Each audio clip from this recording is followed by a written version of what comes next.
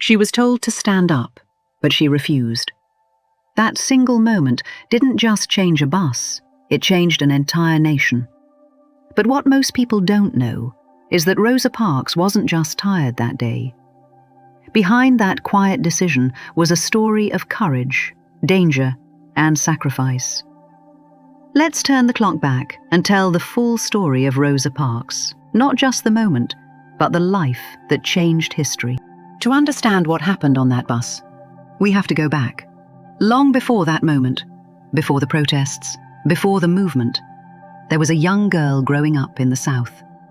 Rosa Parks was born on February 4th, 1913, in Tuskegee, Alabama. At the time, it was a small town, population about 3,000, but one filled with big ideas.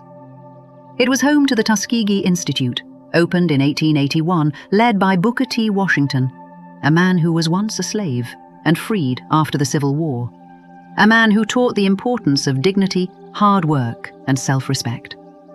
Rosa's mother believed deeply in those values and made sure her daughter did too. From a young age, Rosa was taught something powerful, that she mattered, that her voice mattered, even in a world that told her otherwise. Because in the South at that time, life was divided by race. Schools were separate, buses were separate. Even everyday life was controlled by laws meant to keep people apart. These were known as Jim Crow laws. And for a young girl like Rosa, these rules weren't just unfair, they were everywhere. She saw the differences early on. White schools had resources, black schools often did not. And from the beginning, Rosa knew something wasn't right. But what made Rosa different wasn't just what she saw, it was what she was taught at home. Because inside her family, she was learning something even more powerful: how to stand up without backing down. Rosa Parks' story begins with her mother. Leona Edwards Macaulay was highly educated for a black woman in the early 1900s. She had gone to college and become a teacher, something rare at the time. For a black woman in the South, it was even more remarkable. Rosa's father, James Macaulay, was a carpenter. He built beautiful homes, but often far away. Sometimes he was gone for months at a time. Rosa's home life could have been stable, but it wasn't. Her mother wanted her husband to take a job at the Tuskegee Institute so Rosa could attend school for free. But he believed he could earn more money building homes and turned it down. Left alone, Rosa's mother struggled. Rosa was often sick, and Leona missed her life as a teacher. So when Rosa was just 2 years old, they moved in with her father's parents. Life there was hard. Rosa shared a small dirt floor room with 3 cousins. But it didn't last long. Within months, her mother made another decision, this time moving them to Pine Level to live with her own parents. There, things changed. Her grandparents, Sylvester and Rose, owned a small farm. It wasn't fancy, but it was steady. It was safe. Rosa's father would visit from time to time between jobs, but those visits became fewer, and then they stopped. Around this time, Rosa's mother gave birth to a baby boy, Sylvester, named after his grandfather. Rosa would only see her father once more as a child. She was 5 years old. Her little brother was 3. After that, he was gone. By the time she saw him again years later, she was already grown. Rosa rarely spoke about it, but she and her brother grew up without their father. But in the quiet fields of Pine Level, a young girl was beginning to see the world for what it truly was. In her early years, Rosa was known as a well-mannered child. She took pride in her appearance, always neat, sometimes even wearing white gloves. But behind that quiet dignity, life was not easy. Rosa grew up largely without her father, and when her mother returned to teaching after her brother was born, Rosa felt that absence deeply. Her mother worked at a school 8 miles away. With no car, Rosa's grandfather would take her by mule-drawn wagon at the start of each week and bring her home on weekends. The days without her mother were long and incredibly lonely. During that time, Rosa stayed close to her younger brother, often stepping in to protect him from punishment. Her grandfather Sylvester carried deep pain from his past. Born into slavery, he had been beaten and starved as a child. Those memories stayed with him.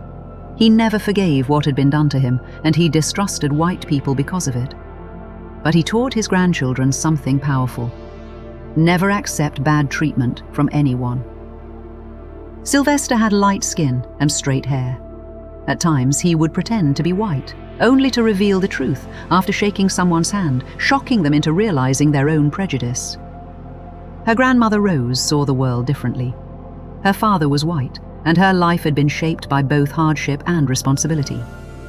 She grew up on a plantation, living in the main house and caring for the family's child. She was gentle and loving, but also firm when needed. In those days, discipline could be harsh. But together, Rosa's mother and grandmother taught her something lasting. Respect yourself and live right. They guided her with faith, the Bible, and the teachings of Booker T. Washington. Rosa and her brother were taught to be clean, polite, honest, and respectful, not because of wealth, but because of character. What mattered wasn't what you had, it was who you were.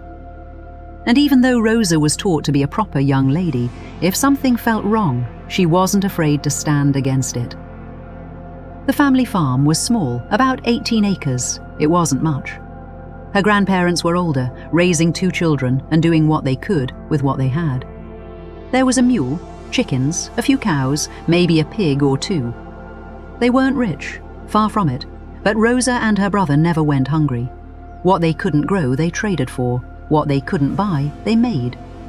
When fabric was available, Rosa's mother would sew their clothes, a skill Rosa would later learn herself, becoming a skilled seamstress. Her grandparents were proud to own their home and land. In fact, they were the only black family in Pine Level, Alabama, to own land. When Rosa was a child, life on the farm was not easy. There was always work to be done. Wood had to be chopped. Water had to be drawn from a well. Clothes were washed by hand, and every meal was made from scratch. There was no indoor plumbing, which meant frequent trips to the outhouse. No telephones, no radios, and even when silent movies became popular, Rosa never saw one. Life was simple and often hard, but children still found ways to be children. When they were allowed to go outside, they made their own fun. They played games like hide and seek and ring around the rosy. They went fishing. They wandered through the woods, and in those quiet moments, they created a world of their own. Rosa was a member of the African Methodist Episcopal Church, often called the AME, or the Freedom Church. She loved church from the very beginning. She was baptized at just 2 years old. As she grew, she looked forward to Sundays, dressing up, attending services, and being surrounded by her community. There were hymns, prayers, and powerful sermons. But for Rosa, church was more than just a place to go. It became a place of strength. She carried what she learned with her, holding on to those lessons when life was unkind. Her faith gave her comfort, it gave her courage, and it helped her understand something important, the difference between right and wrong, no matter what life placed in her path. Rosa's first job came when she was just 6 or 7 years old. She picked cotton, from sunup to sundown. It was exhausting work, and it was dangerous. The cotton bolls were sharp, cutting into small hands. If blood stained the cotton, children could be punished. It was a harsh life for someone so young. Laborers worked through pain, blistered feet, aching backs. Sometimes so sore they had to crawl along the ground just to keep going. Rosa's entire family worked in the fields. They needed the money, and like so many others at the time, they did whatever it took to survive. Rosa and her mother both attended the same one-room schoolhouse. They even had the same teacher. Inside that single room were about 50 children, all learning together, from 1st grade to 6th. Rosa found school easy. By the age of 4, she had already learned to read and count. She loved books, especially fairy tales. But even as a child, she began to notice something wasn't right. There were clear differences between schools for white children and schools for black children. White schools had glass windows. Rosa's school did not.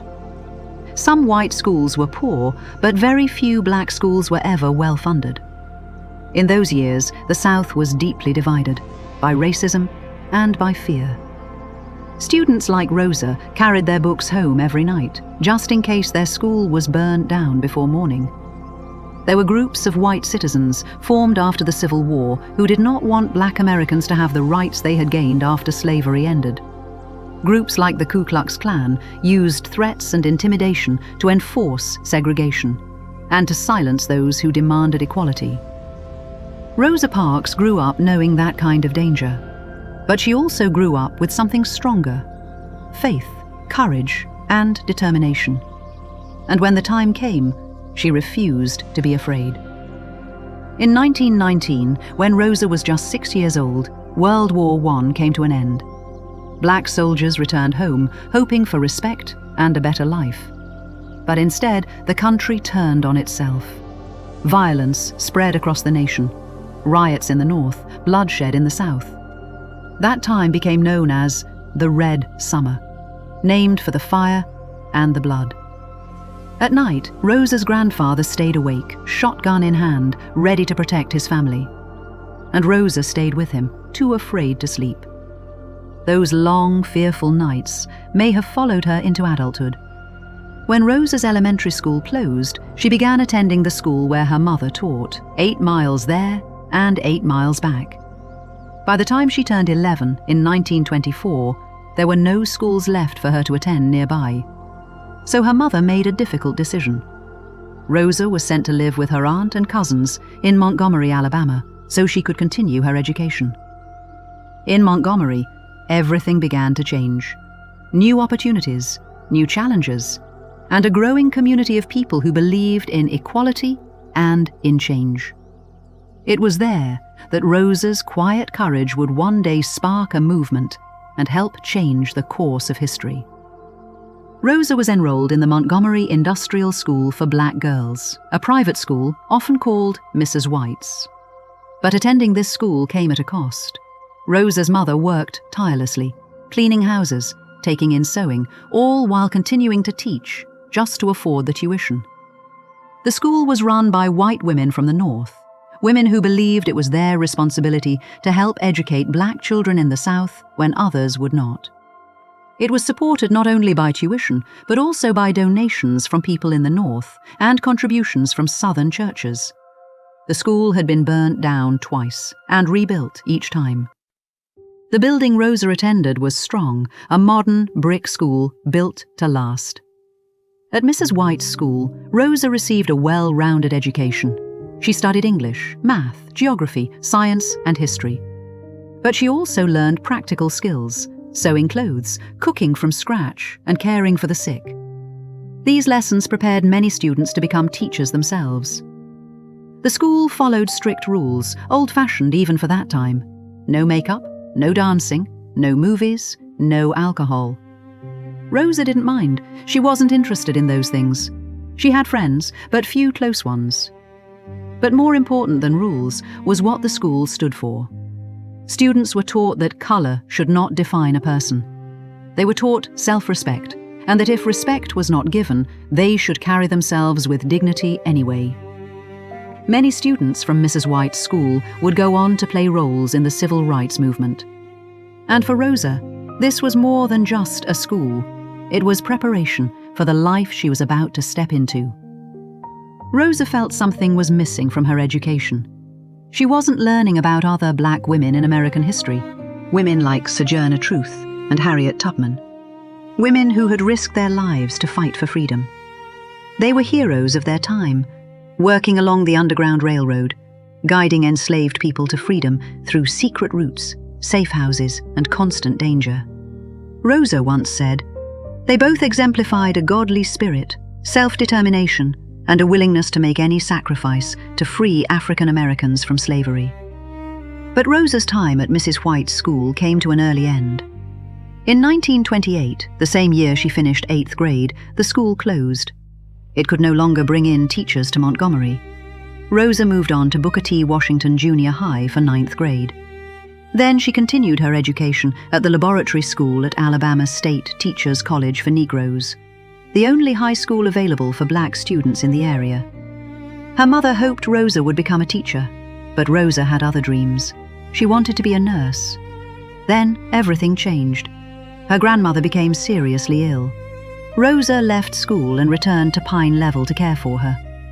Just 1 month later, her grandmother passed away. But Rosa still could not return to school. Now her mother was sick, and Rosa felt it was her responsibility to stay and take care of her. By the late 1800s and early 1900s, Jim Crow laws controlled nearly every part of life. Schools, buses, neighborhoods, restaurants, even voting. These laws were designed to keep Black Americans unequal and to deny them their basic rights. Understanding Jim Crow was not just important, it was necessary for survival, especially in places like Montgomery. There, strict rules governed public transportation. On city buses, Black passengers were expected to give up their seats to white riders. Knowing these rules was a matter of safety. Breaking them could mean arrest, violence, or worse. Rosa Parks understood Jim Crow. She knew exactly what the law demanded, and that is what made her decisions so powerful. When she refused to give up her seat, she wasn't acting by accident, she was making a choice to challenge a system she knew was wrong. So when people talk about Jim Crow, they are not talking about a person, but a system of segregation, injustice, and discrimination.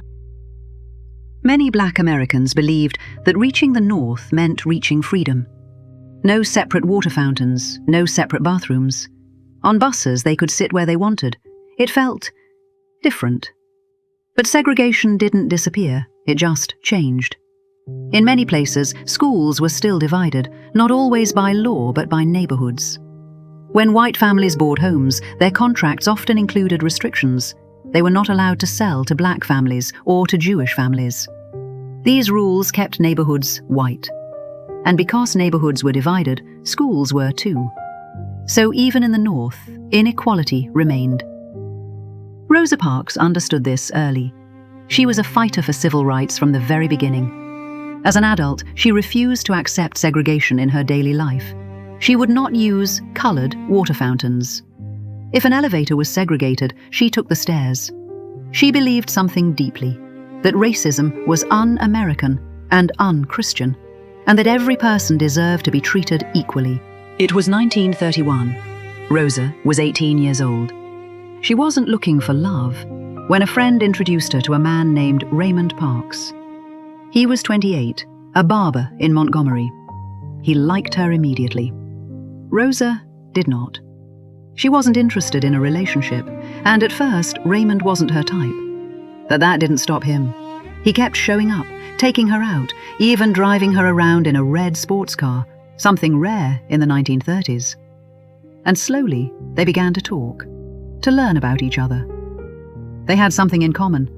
Both had grown up without their fathers. Raymond's story was especially difficult. His father, who was white, left when he was young. Because Raymond was biracial, he was not allowed to attend the white school in his neighborhood. Instead, his mother taught him at home until he was a teenager. Then tragedy struck. His mother and grandmother passed away. With nowhere else to turn, he was forced out of his home by his stepfather and had to work to survive. Over time, he became a barber, but his shop became something more. It was a place where Black men could gather, to talk, to read newspapers, to discuss politics and civil rights. Raymond had educated himself, so much so that many believed he had gone to college. What impressed Rosa most was his courage. Like her grandfather, he was not afraid to stand up to injustice.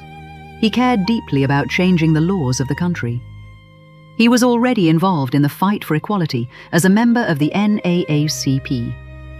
And slowly, Rosa began to see him differently, not just as a man who liked her, but as a man with purpose. And that changed everything. When Raymond first asked Rosa to marry him on just their second date, she said no. Not because she didn't care for him, but because she believed something important. She told him she needed time, 2 full years, to truly know him before making that decision. And she kept her word. In December of 1932, in Rosa's home, surrounded by close family and friends, Rosa and Raymond were married. Mr. and Mrs. Parks began their life together in Montgomery, Alabama. Raymond understood Rosa. He knew how much she wanted to finish her education and encouraged her to go back. So she returned to the laboratory school to complete her studies. But even with a diploma, opportunities were limited. The country was in the middle of the Great Depression. Jobs were scarce. And for Rosa, being both a woman and black made things even harder. So she did what she had always done. She worked. She took in sewing, adding extra income to her job as a nurse's assistant at a local hospital. It wasn't easy. But Rosa Parks was never someone who chose the easy path.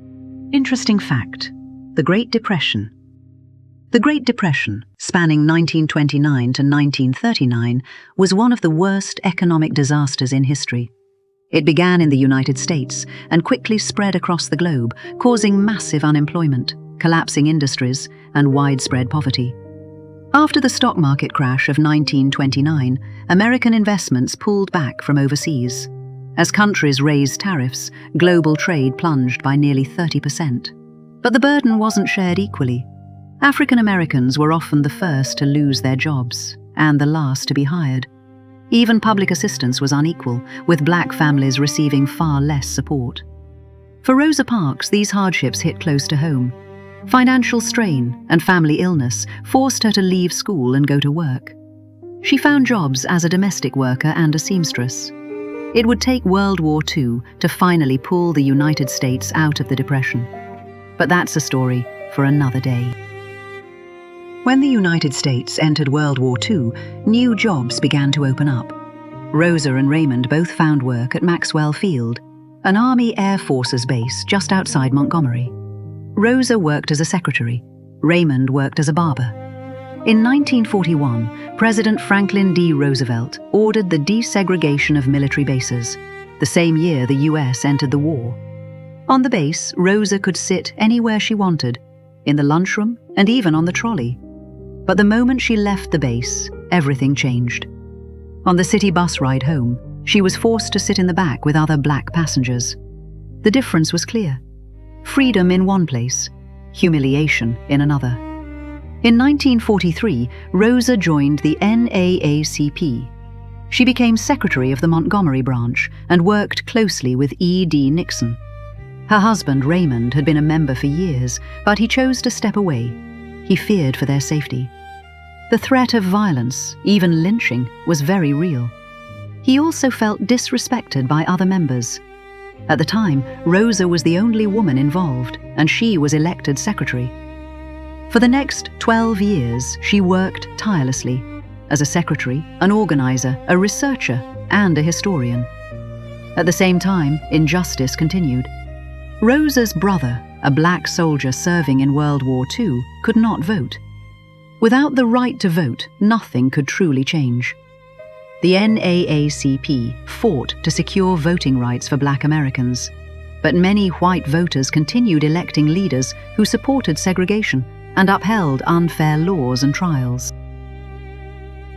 In 1943, Rosa tried to register to vote. What she discovered was shocking. In all of Montgomery, only 31 black people were registered to vote, and some of them were no longer even living. The system was designed to keep people out. Offices opened for only a few hours, often without notice. People would wait in long lines for hours, only to be told the office was closed. Even helping black voters could be dangerous. Some faced threats, even lynching. And then there were the laws.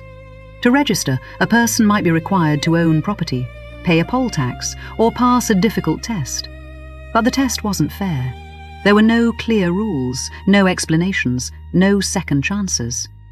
Even someone as educated as Rosa Parks was told she had failed. This wasn't just about voting, it was about power and who was allowed to have a voice. Interesting fact, the voting test. In the Jim Crow South, voting wasn't a right, it was a test. Black citizens faced nearly impossible literacy exams, where even one wrong answer meant failure. White applicants often passed easily or skipped the test entirely. Rosa Parks took the test 3 times. Many southern states imposed poll taxes that accumulated year after year, creating a financial barrier that most black citizens could not afford. All of it, the tests, the taxes, the injustice, led to this moment. A moment that would spark a movement. For years, the system held firm. until one day, someone refused to give in. The bus system in the South was exhausting, unfair, and unpredictable. Each driver could make up their own rules, some even carried guns to enforce them. In Montgomery, the seating was strictly controlled. The first 10 seats reserved for white passengers. Even if those seats were empty, black passengers could not sit there. The back rows for black passengers, unless a white passenger needed a seat. The middle section could be used by anyone, but only until a white passenger wanted that space. If a white rider needed a seat, black passengers had to move, every time. Drivers often treated black passengers with cruelty and faced no consequences. They could take a fare, then force a passenger to get off and re-enter through the back door.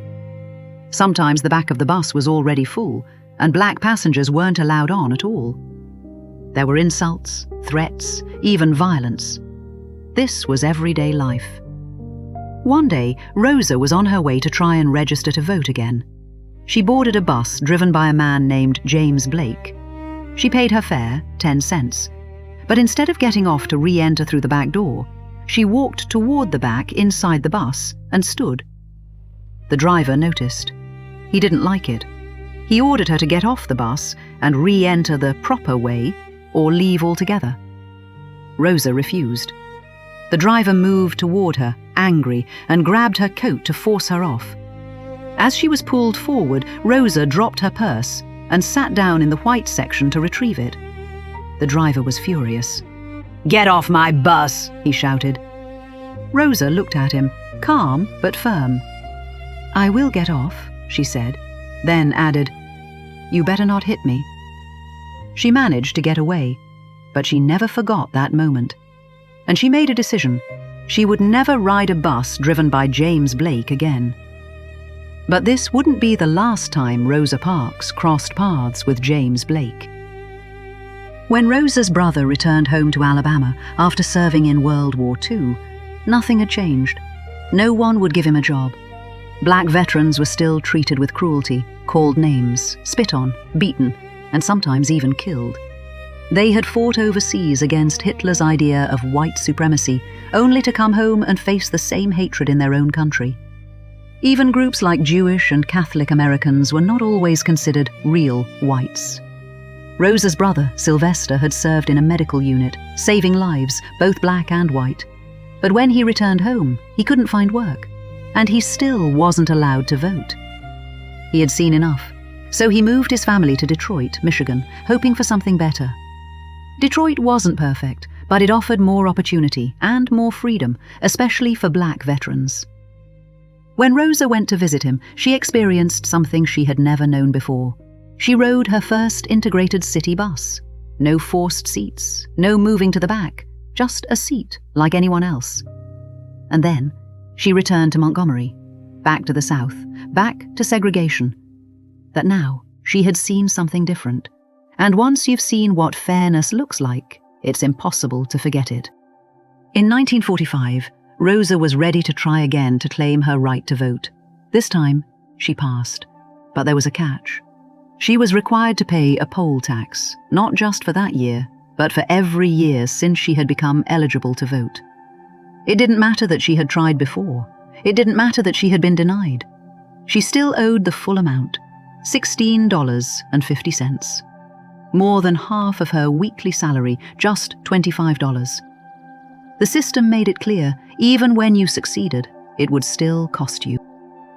Rosa and Raymond were unable to have children of their own, so when an opportunity came, Rosa stepped into a new role.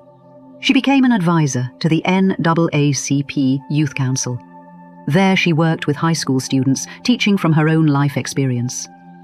She taught them 3 things: to stand against segregation, to believe in their dignity, and to know their rights. Even places like the library were still segregated, divided into black and white sections.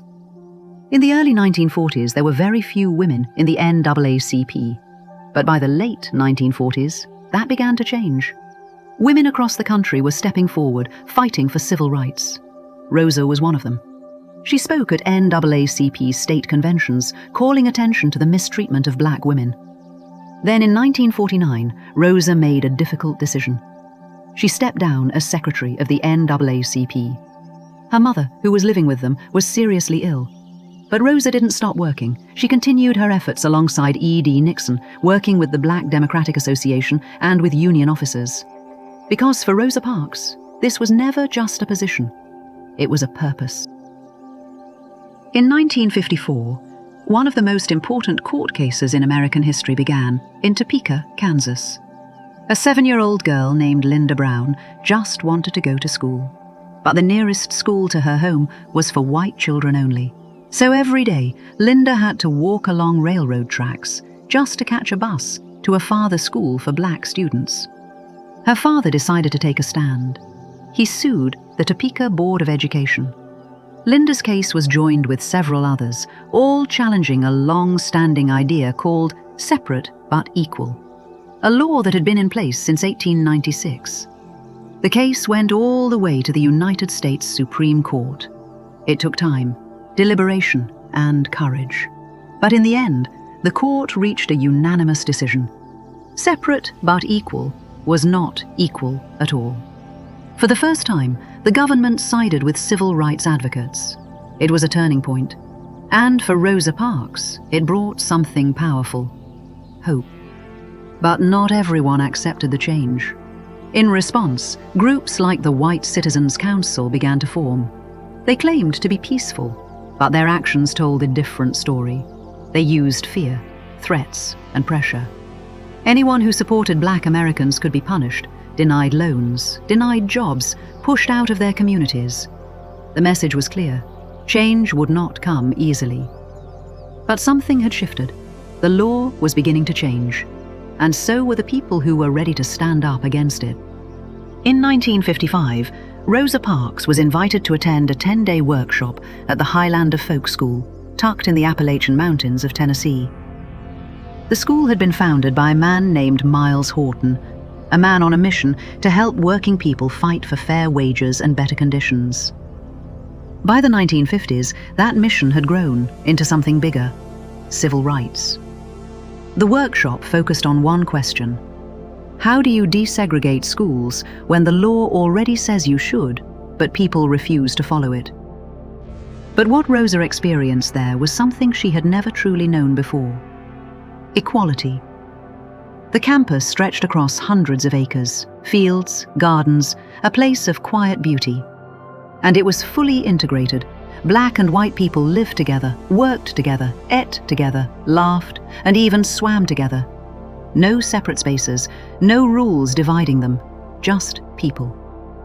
Rosa shared her experiences there, the suffering she had witnessed, the stories she had documented for the NAACP about black veterans, unfair trials, and lynchings. And something unexpected happened. White people cooked breakfast for her. A simple act, but to Rosa, it meant everything. She later called it one of her greatest pleasures. Before Highlander, Rosa carried anger and a deep sense of hopelessness. But there, something changed. Her spirit was renewed, her purpose strengthened. Years later, she would say, "I gained strength there to persevere in my work for freedom, not just for black people, but for all oppressed people." For a moment, Rosa saw what the world could be. But she still had to go home. Interesting fact: "We Shall Overcome." The powerful civil rights anthem, "We Shall Overcome," was shaped and popularized at the Highland Folk School in Tennessee. Its roots trace back to African American spirituals and labor hymns. In 1947, tobacco workers brought a version called "We Will Overcome" to the school, where it was taught and spread by its music director. Years later, folk singer Pete Seeger helped popularize the song, changing the words to "We Shall Overcome" in 1963. It would go on to become one of the most important songs of the civil rights movement. Rosa returned to Montgomery in the heat of summer, back to work, in the basement of the Montgomery Fair department store, in the tailor shop. It felt different now. After Highlander, this felt like a step backward. There, black and white people had lived together in peace, worked together, shared the same space as equals. But here, segregation was still the rule. The contrast was impossible to ignore. Rosa had seen what the world could be, and now she was back in what it was. but something inside her had changed. Not long after returning, Rosa attended a small NAACP meeting. There she heard a young minister speak. His name was Martin Luther King Jr. He was well received, calm, confident, a natural leader. But no one in that room could have known just how important he would become. Years later, he would say something remarkable, that he could have never imagined a woman named Rosa Parks would help change his life. And in Montgomery, change was closer than anyone realized. It was the end of 1955. Tension had been building all year. On December 1st, Rosa Parks finished a long day of work in the basement tailor shop of the Montgomery Fair store. She was tired, but not in the way people would later say. She boarded the bus to go home. She sat in the first row of the colored section. At first, the bus wasn't crowded. Everything seemed normal. But then, more passengers boarded, seats filled, and one white man was left standing. By law, black passengers could not sit in the same row as white passengers. So the driver turned and demanded that Rosa's row move. 4 people were seated there. 3 stood up and moved to the back. Rosa did not. The driver stepped closer. It was James Blake, the same man from years before. "Are you going to stand up?" he asked. "No," Rosa replied, and in that moment, she chose not to move. Silence. "Well, I'm going to have to arrest you." Rosa looked at him, calm, steady, unshaken. "You may do that." This wasn't about being tired. As Rosa later said, "The only tired I was tired of giving in." There had to be a stopping place, and this seemed to be it. She had thought about this moment for a long time. The driver called his supervisor, then the police. No one on the bus stepped in. Some passengers got off, others watched, knowing something important was happening. Later, Rosa would say, "I knew I had the strength of my ancestors with me." She believed God was with her. The police arrived. They asked her why she hadn't moved. "Why do you push us around?" she asked. "I don't know," one officer replied, "but the law is the law, and you're under arrest." Rosa stood up, gathered her things, and walked with them. No handcuffs, no struggle, just quiet courage. But make no mistake, this was dangerous. At that time, going to jail was not just shameful, it could be deadly. Rosa was placed in a segregated jail cell. She had been denied water until another woman shared what she had. After a few hours, Rosa was allowed to make a phone call. "I'm in jail," she said. "Tell Raymond to come get me." Word spread quickly. E.D. Nixon was notified. He called the jail, but they refused to speak with him. So he reached out to Clifford Durr, a white lawyer. Bail was set at $100. Nixon gathered the money. Clifford Durr and his wife, Virginia, went to the jail with him. Virginia Durr was the first person Rosa saw. She rushed to her, hugging her tightly. Then Raymond arrived. He was emotional, overwhelmed, and held Rosa so tightly her feet lifted off the ground. Everyone could feel it. Something had happened. Virginia later said she was amazed by how calm Rosa was. Rosa herself said it didn't fully hit her until she left the jail. She was given a court date, December 5th, 1955. That night they gathered at the Parks' home, trying to decide what to do next. Because this moment, this quiet act of defiance, was about to change everything. What was so wrong with the back of the bus? It was humiliating, degrading. A daily reminder that Black Americans were treated as less. Every day, people boarded those buses to go to work, to go to school, to get home. And every day they were reminded they were considered second-class citizens. For many, there was no other option. Without a car, the bus was the only way. That night, after Rosa returned home, E.D. Nixon made a decision. He asked Rosa to become the test case, to challenge segregation all the way to the Supreme Court. Her husband, Raymond, was afraid. "They'll kill you," he warned her again and again. He had always feared this moment would come. Rosa was now the main provider for their family. Raymond was ill, missing days of work at the barbershop. The risk was real. But Rosa understood something. Nixon was right. She was the right person for this fight. She had not been arrested for violence or disturbing the peace, only for one thing, as she later said, being born black, and that mattered because this case could change the law. Overnight, the NAACP Legal Defense Fund began preparing. A young lawyer, Fred Gray, was chosen to represent her. But something else was already in motion. Joanne Robinson had warned city leaders a boycott could happen. Now it was time. She stayed up all night, printing thousands of flyers, calling on black citizens to stop riding the buses. By morning, students, teachers, and community members spread out across the city, delivering those flyers everywhere. Churches, schools, stores, homes. Word spread fast. The date was set. Monday, December 5th, 1955. Churches became the center of communication, safe places for people to gather and organize. Leaders were notified. Ralph Abernathy, Martin Luther King Jr., even a local newspaper helped spread the word. Then came the test, the first day of the boycott. Rosa took a taxi to work, and something incredible happened. The buses were empty. Nearly all black riders stayed off. Even E.D. Nixon was surprised. It worked. That same day, Rosa and Raymond went to the courthouse. Crowds gathered, inside and outside, people standing together for the same cause. Rosa later said she felt comforted, knowing she wasn't alone. The trial was quick, just 30 minutes. Guilty. She was fined $14. But this was expected, because this wasn't the end. This was exactly what they needed, to take the fight all the way to the United States Supreme Court. The same buses that had once humiliated them now stood empty. During that day, a new organization was formed to lead the boycott. It was open to everyone. It was called the Montgomery Improvement Association, the M.I.A.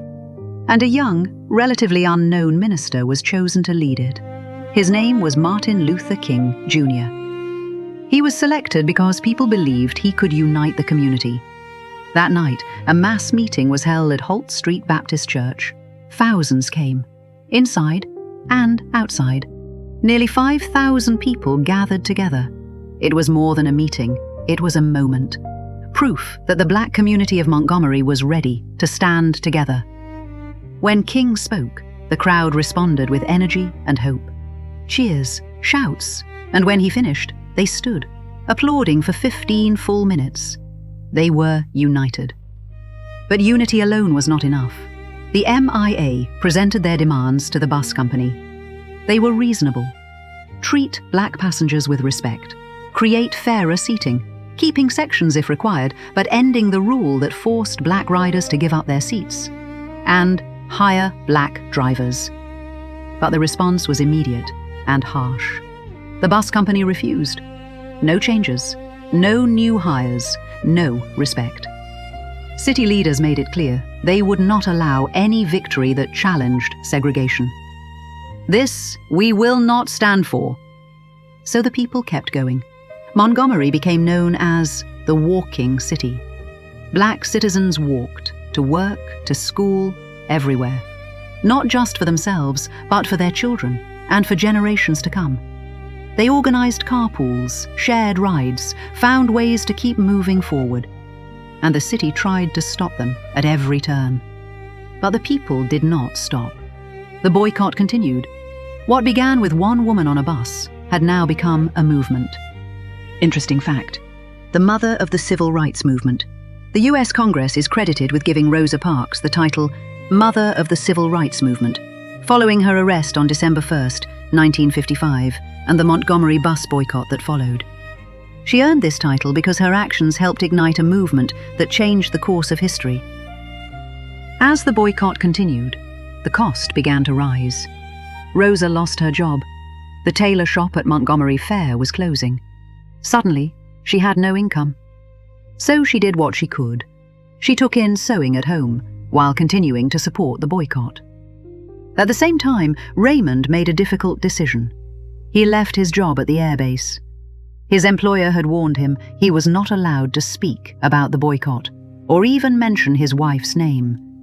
He chose to walk away. Then the threats began.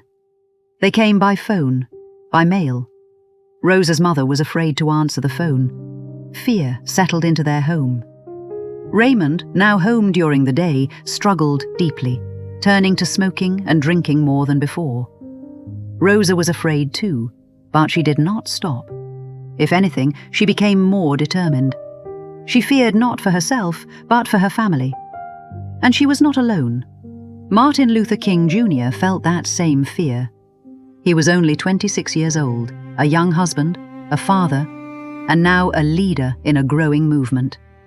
The danger was real. He prayed for strength, for guidance, for courage.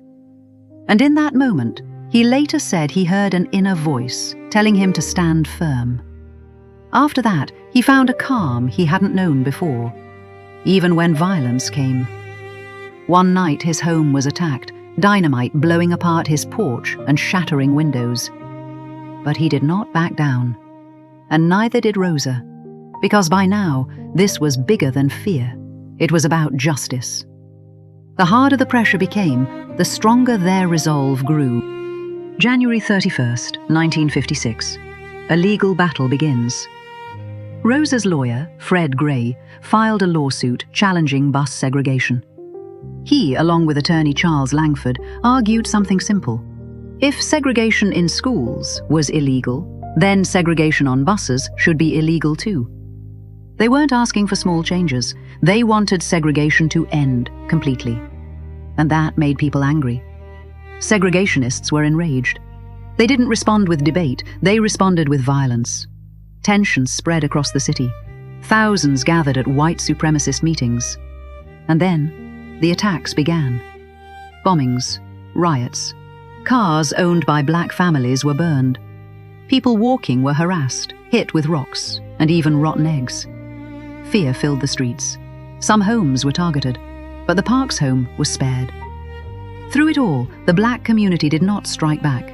They knew something important. Violence would not win this fight. So they chose a different path. Non-violence.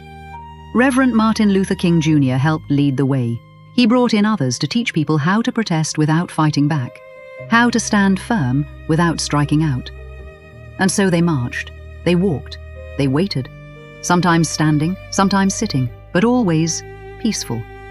Because this was no longer just a protest, it was a test of courage, of discipline, and of faith.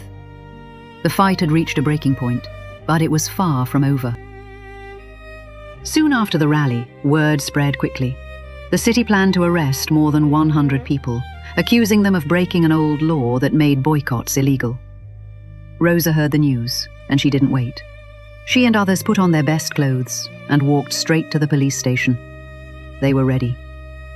That day, 87 people were arrested, but something unexpected happened. The story spread, fast, across the country. The boycott was now front-page news. Montgomery was no longer in control of the story. Now, Montgomery was on trial. Even the press began to turn. An editor from the Montgomery Advertiser called the arrests the dumbest thing the city could have done. And he was right. Support poured in from across the nation. Money, attention, pressure. People everywhere were watching, and many were outraged. The city began to feel it. So much so that officials dropped the charges against almost everyone, except one man, Reverend Martin Luther King Jr. He was fined $500, but by then, something had already shifted. Business owners in Montgomery were feeling the impact. Stores were losing money, some were going broke. They wanted it to end. They didn't like being under a spotlight, they didn't like the country watching, and most of all, they didn't like losing control. In May of 1956, Rosa Parks traveled to New York City. There she spoke at Madison Square Garden, sharing her story with thousands. Her voice was now being heard far beyond Montgomery. After the speech, she stayed for 2 weeks, meeting people she had long admired. Roy Wilkins, the national head of the NAACP, and Eleanor Roosevelt, the former First Lady. Rosa spent her days taking photographs, signing autographs, and connecting with people who believed in her cause. To many, she had become a symbol of courage. But Rosa Parks was not doing this for fame or for money. She did not grow rich from her speeches. She was only paid enough to cover her expenses. And if there was anything extra, she gave it back to support the boycott. Because for Rosa, this was never about herself. It was about the movement. And when she returned to Montgomery, she came back to a very different reality. She was in debt, praised across the country, but still struggling at home. The world was beginning to recognize her, but her hardest battles were still at home. Finally, on June 5, 1956, a decision came. The U.S. District Court ruled that segregated seating on buses was unconstitutional. It was a victory, but not the end. The state of Alabama refused to accept it. They appealed, taking the case to the United States Supreme Court. And so, the boycott continued. Days turned into months. The people kept walking, waiting, holding on. Then, on November 13, 1956, the final decision came. The United States Supreme Court ruled unanimously, 9-0. They upheld the lower court's decision. Separate but equal was wrong, and it did not work. Segregation on buses was illegal. At last, the law had changed. On December 20, 1956, the official order was delivered to Montgomery. The buses had to be desegregated. After more than a year, the boycott was over. A city had been changed. A nation was beginning to change too. And it all began with one woman who refused to stand. The victory was real, but not everyone accepted it. The Ku Klux Klan was furious. They marched through black neighborhoods, trying to intimidate, but the people did not back down. Still, the danger remained. The bombings continued. Churches were targeted. Homes of M.I.A. leaders were attacked. Fear was still in the air. Even the buses didn't run for a time. But slowly, things began to change. By the end of January, the buses were running again, this time integrated. The boycott was over, but the struggle was not. Schools still refused to integrate. Black Americans still faced barriers to voting. There was still a long road ahead. But something had changed forever. The movement had found its strength. Non-violent protest had proven its power, and these lessons would shape the civil rights movement for years to come. The buses had changed, but the fight for equality was just beginning. The victory had come, but life did not get easier. After the Supreme Court decision, Rosa Parks and her husband Raymond faced a new kind of struggle. Threats followed her on the street and at home, even over the phone. She felt her life was in danger. Raymond lived in fear, and work became impossible to find. Rosa was labeled a troublemaker. No one wanted to hire them, so they made a difficult decision. They left Montgomery. They moved to Detroit, where Rosa's brother Sylvester lived with his family. Before they left, friends gave them a going-away gift, $800 to help them start over. In Detroit, Rosa continued to speak, traveling, sharing her story, keeping the movement alive. She was even offered a position at the Hampton Institute in Virginia. She hoped to bring her family there, but she couldn't find a place for them to live or work for Raymond. So once again, they returned to Detroit. Rosa kept speaking, but the speeches did not pay enough to live on, so she took a job in a small factory, sewing aprons. The woman who helped change a nation was still struggling to survive. She had changed history, but history had not yet changed her life. August 28, 1963, a moment that would echo through history. In Washington, D.C., before a crowd of more than 250,000 people, Dr. Martin Luther King Jr. gave his most famous speech. "I have a dream." His words moved a nation. They gave hope to millions. But this moment did not come out of nowhere. It was built on years of courage, by people like Rosa Parks. In fact, before Washington, Dr. King had delivered a version of this speech in Detroit, and Rosa was there, standing beside him. From Montgomery to the national stage, her quiet act of courage had helped spark a movement that was now changing the country. The movement had grown. But it had started with one woman who refused to move. That one moment on a bus didn't just change a city. It helped ignite a movement across a nation. A movement that would not be ignored. Interesting fact, the Civil Rights Act of 1964. Nearly a decade after Rosa Parks refused to give up her seat, change finally came. In 1964, Lyndon B. Johnson signed the Civil Rights Act of 1964 into law. It outlawed discrimination based on race, color, religion, sex, or national origin, and marked a major step toward ending segregation in public spaces, schools, and workplaces. While laws can change a system, it takes courage to change a nation. And that courage began with one woman who refused to move. But even with this historic law, the fight for equal voting rights was far from over. And in 1965, the movement marched forward. March 25th, 1965. Another historic moment. Dr. Martin Luther King Jr. led more than 2,000 non-violent demonstrators to the steps of the Alabama state capitol in Montgomery. They had walked 54 miles, from Selma to Montgomery. 5 long days, marching for one thing, the right to vote. And Rosa Parks was there. She joined the marchers for the final stretch, once again standing with the movement she helped begin. Later that year, change came. The Voting Rights Act of 1965 was signed into law by President Lyndon B. Johnson, a major step forward. But Rosa's work was not finished. After volunteering for John Conyers' campaign in 1964, she joined his staff in March of 1965, after he was elected to the U.S. House of Representatives. This would become a new chapter in her life. Rosa worked in his office for more than 20 years, until her retirement in 1988. For the first time in years, she had something she hadn't had before: financial stability. But she never stopped fighting for others. Even in the 1980s, she continued to stand up for justice, including protesting against plant closures that affected workers. Because for Rosa Parks, the movement was never just one moment. It was a lifetime. She didn't just make history. She kept showing up for it. Time passed, but life was not without sorrow. In 1977, Rosa Parks lost her husband. Raymond Parks died of throat cancer on August 19th. He had been her partner, her support from the very beginning.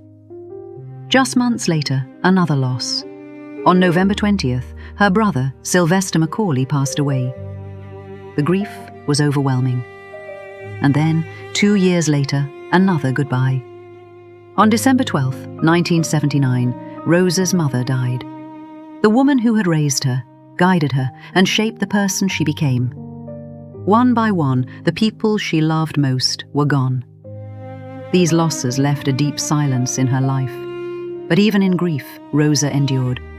Because strength had always been part of who she was, even in loss, Rosa Parks remained unshaken. In the years that followed, Rosa Parks was finally recognized for what she had done.